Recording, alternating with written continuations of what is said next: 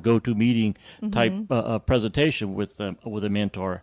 And do it that way. And so that way you've got a broader access across the country to some very specific need. That's how coaching is being done these days. There's Zoom. There's so many different Well, you even have Facebook Live. That's free. Facebook Live. Right. We do that within groups. Yeah, exactly. So technology definitely is involved now with being able to have that outreach. Right. Just a few little tidbits, just to get the breadth of what the organization is. Last year, in 2016, there were over 303,000 mentoring sessions conducted nationally. Wow. There was over 119,000 online educational workshop attendees. So this is not a small organization. This is an organization that serves to grow small businesses across the country. And over 54,000 new businesses were started last year. And when you talk about the small businesses that are starting, I don't know the exact resource. I was just I'm always doing market research online, but I came across that by 2020 that over half of the small businesses are going to be your entrepreneurs. Whether they're an individual consultant, but our entrepreneurs are actually realizing that it'd be more to their advantage if they just take and start their own business. Well, you've got the corporate side of the equation there, and it's gotten so expensive to provide benefits for people. Correct. Amongst other things, that they're outsourcing.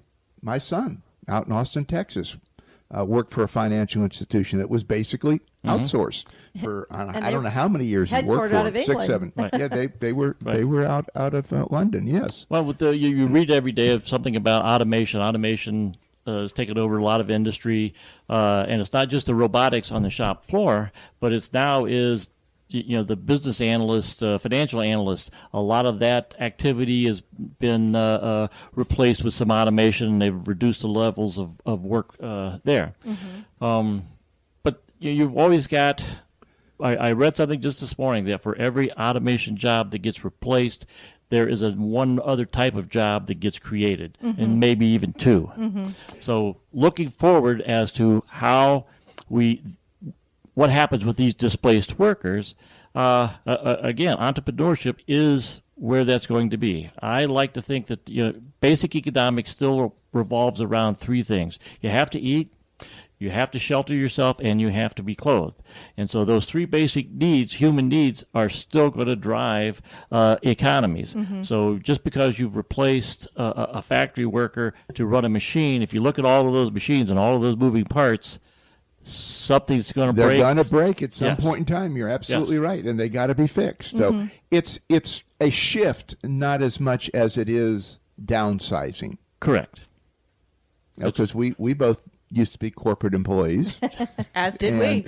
And, we found life a whole lot better on this side of the world being coaches and consultants than we did having to report to a boss. And it was a scary feeling for me. I mean, I was raised in a family where my folks own their own business and such, but I had never thought ever of owning my own business. So I know when I started working with Richard, this was even before we were married, I could not give up that full-time job. I had a full-time job plus working for him, plus I did some commission work. As a single parent, I wanted to make sure everything was always, had those benefits and all those fun things. And it was really a transition for me to finally trust myself.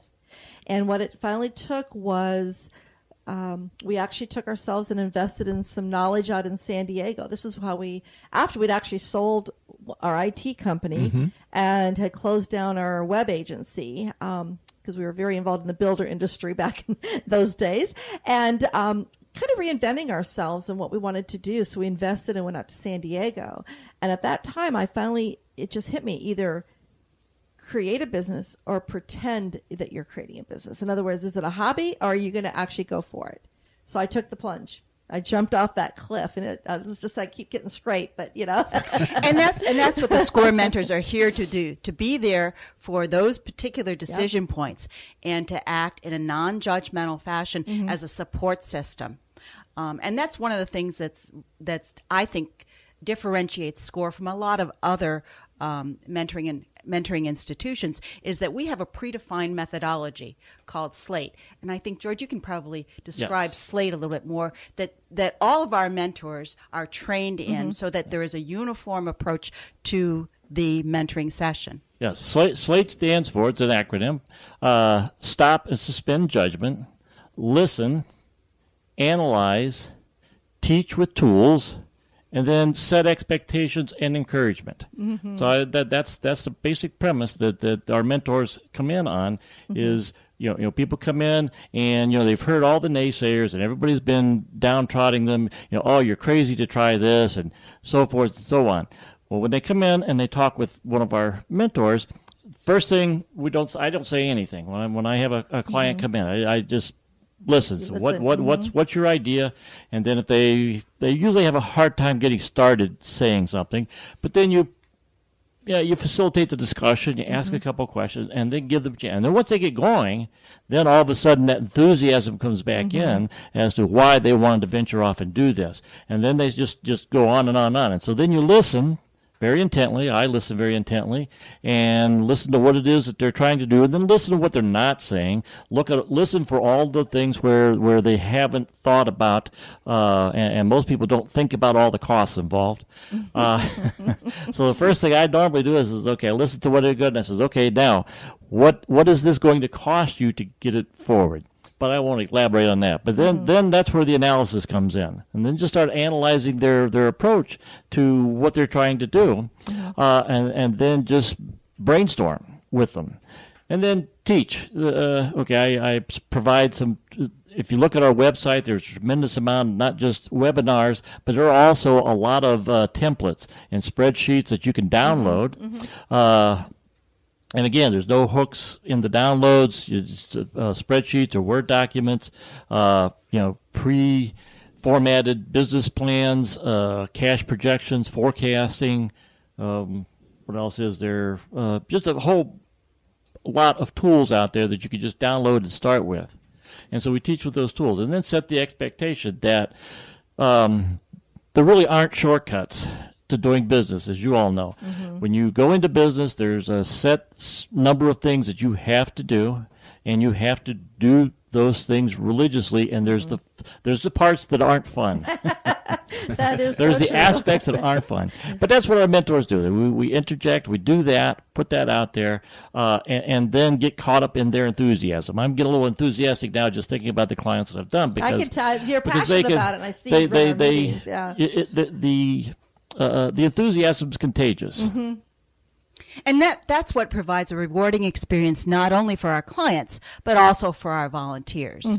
Also knowing that all of this conversation is held in deep confidence. And that if you have an idea, and it's a new idea, a volunteer mentor is not going to run off with it. It's going to be safe with your SCORE mentor. And that's very comforting to know that for those business individuals that come to you knowing that they're maybe sharing some very tough stuff, that they're going through, because nobody wants to admit that they aren't doing it all correctly. Right. I mean, it's hard, but being in business for as long as we have, tell me, we're on a roller coaster a lot of times, and we have had some tremendous successes, and we've also had some really crappy failures, but we've picked ourselves back up. That's a good point about the failures. Is one of the things that I've been looking a lot of classes and that they're online. There's a lot of training available online, not just from SCORE, but from a lot of different sources. Right. But one of the aspects that is out there today that they're pushing is don't be afraid to fail. And it's, you're going to have a number of failures. Exactly. And those are the ones that you learn from. Yeah, let's just go back in our own locale here. Let's go back and look at the space program. Back when it got started in the early 60s, how many failures were there before everything came around the way it is? Right, and they knew they were going to blow some up. Oh yeah, just don't give up. But now it happens, but it's more of a rarity than it was way back when, because the educational process was in place where every time something happened, it was analyzed, like you were talking about. Find out what's happening, why it's happening, and then go solve the problem. Correct. So do you also have some small business and entrepreneur individuals and businesses, people that actually are already in business that come to mentor with SCORE? Oh, yes. I was Not trying to just the figure news. out how to segue into that Because, to yeah, make I was that like, point. yeah. To make that point is that, yes, we are not just about assisting startups or people with Okay. new ideas that aren't in business, but existing businesses. We've had several clients, as a matter of fact, that we work with. We have one right now we're working with some financing. Carla and I did some mentoring with a local contract manufacturer. They were struggling around ISO certification and HR issues. They were a small company, 5 years. It's how to go to the next step. I So like if that. you're a business and you need to take it to the next step, you want to grow, but you're not exactly sure how to get there. That's where SCORE mentors can come into play and help them, because it's about charting a path forward. It's not just about, well, I'm going to double my sales. How do I get from point A to point B? Yeah, and that happens. I mean, in all businesses, you reach a point that you know that you need that resource. You need somebody else to step in that's going to look at maybe from a different view and see things differently, because we tend to see things right in front of us and not. Richard, what was your comment earlier? If you're not growing, You're either green or growing, or you're ripe and rotting. Right. And, that sounds like just a blanket statement, but it's actually a cycle. It's actually a cycle of growth, because once you master something, somebody else is going to master it, and now you're looking for a new competitive edge. So now you have to look for that growth spurt, and everything just keeps evolving from there. But that's what makes, to me, that's what makes entrepreneurship and small business fun, because we can all turn on a dime. Try to get IBM, Exxon, Mobil, GM to turn on a dime. that Not doesn't going to happen. happen. Not going to happen in the next decade. They can't. There's too many moving parts that you can't corral. But what they do though is some of the big boys, when they want to have something strategic happen or something innovative happen, they will either one go out and buy a small business, or they will take a few senior executives, put them out there and force them into a small business, make them develop a business. Yes, they do. And, that's the whole purpose of mergers and acquisitions, Yes. Bring the new ideas, bring that energy, that excitement, that passion back into it, where there's a new area to develop and work on and grow. Well, I want to remind our listeners that if you have any questions at all for our in-studio guests today, George and Carla, and again, we're talking about SCORE and the great resource that it is here for our community. But if you have any questions at all, please do go to So Social Radio Show on Facebook and just put it in the comments of that top pin post, and we'll do our best to get to that question for you today.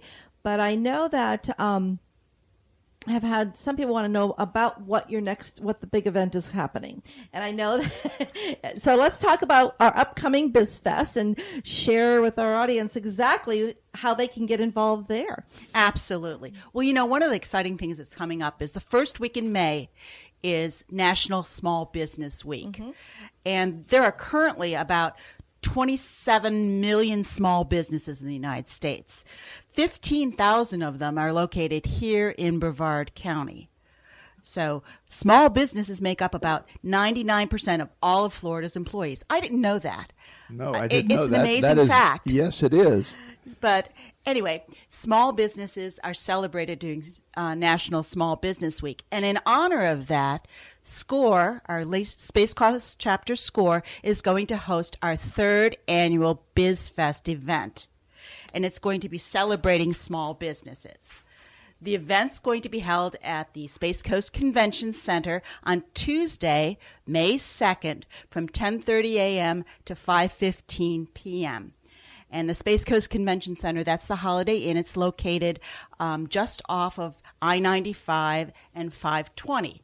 That exit right there. Real easy to get to. Oh, we are so excited about this event because our keynote speaker is going to be Carol Craig, CEO of Craig Technologies. I've had the pleasure of listening and hearing Carol a number of times over the years, and what really excites me, knowing that this is the expo for entrepreneurs, is her story about how she started as an entrepreneur and where it has led